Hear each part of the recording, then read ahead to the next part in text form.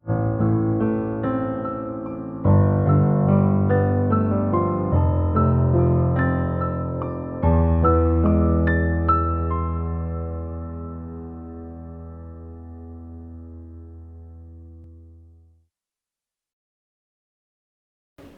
Sender va néixer a la província d'Osca en 1933.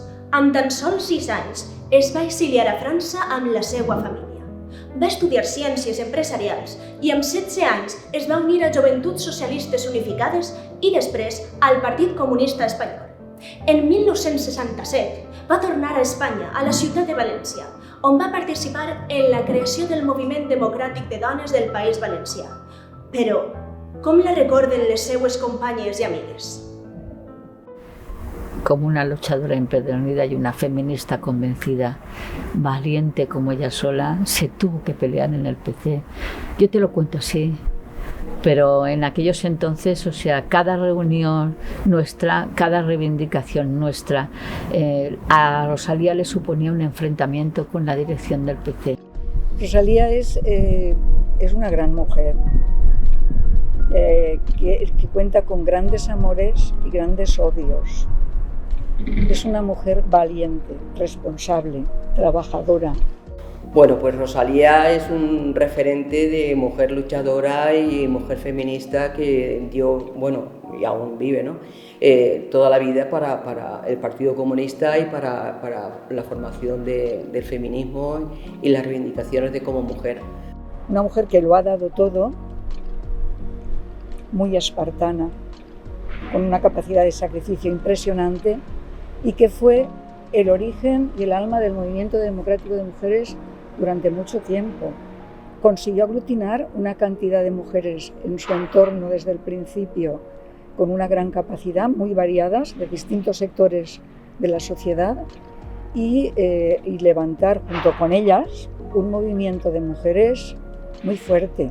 Le llamaban la guindilla roja, porque era, o sea, donde metía la cabeza hacía agujero, y realmente, pues, yo la admiro y la quiero.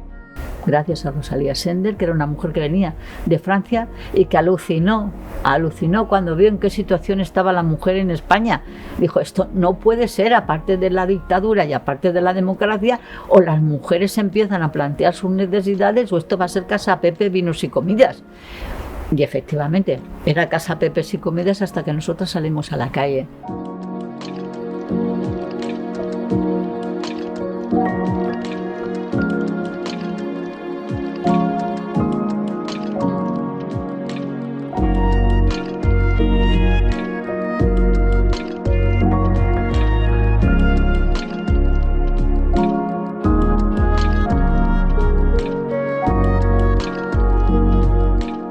Cuando aumenta el nivel de huelgas en España, cuando aumentan los saltos en la clandestinidad para celebrar cuestiones, cuando hay manifestaciones prohibidas y se hacen, cuando salta por los aires Carrero Blanco y no hay más historias, cuando ya se suman a la oposición gente simplemente democrática o social, católicos, o sea, socialdemócratas, cuando empieza a haber una movida ya desbordante, o sea, y no nos pueden parar, o sea, era cuestión de como que ja.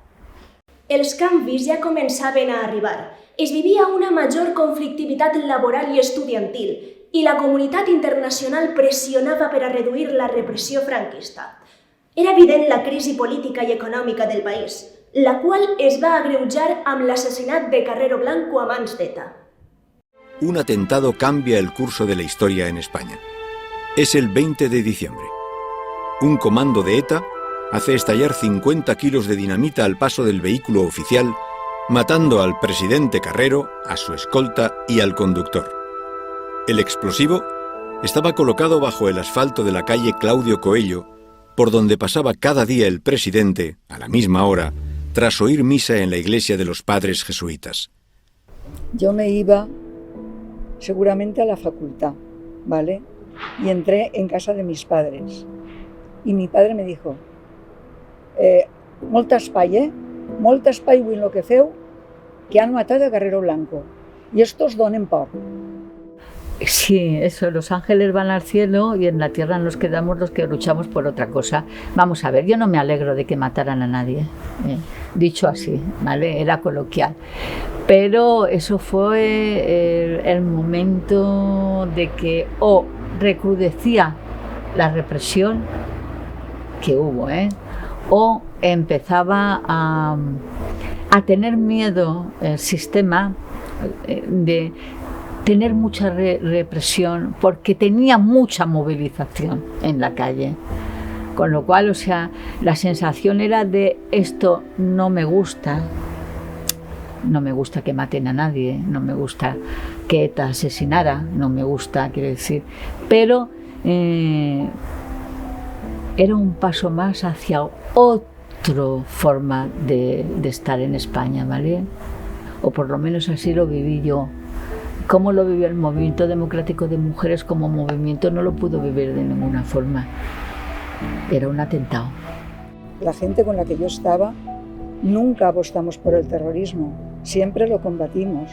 Nosotros creíamos en los movimientos de masas, además democráticos, abiertos, donde participara toda la gente y de hecho donde estábamos lo potenciábamos. No hacíamos política partidista en el sentido de hacer propaganda de mi grupo, sino el tema era ampliar las bases para tumbar a la dictadura. Entonces fue un momento de descoloque. Pero había distintas formas de ver la realidad y unos pensaban que eso era la forma de avanzar y otros pensaban que la forma era buscar consenso, aunar fuerzas para derribar, que fuera el pueblo el que tirara al dictador. Esa era la garantía del éxito de derrumbar.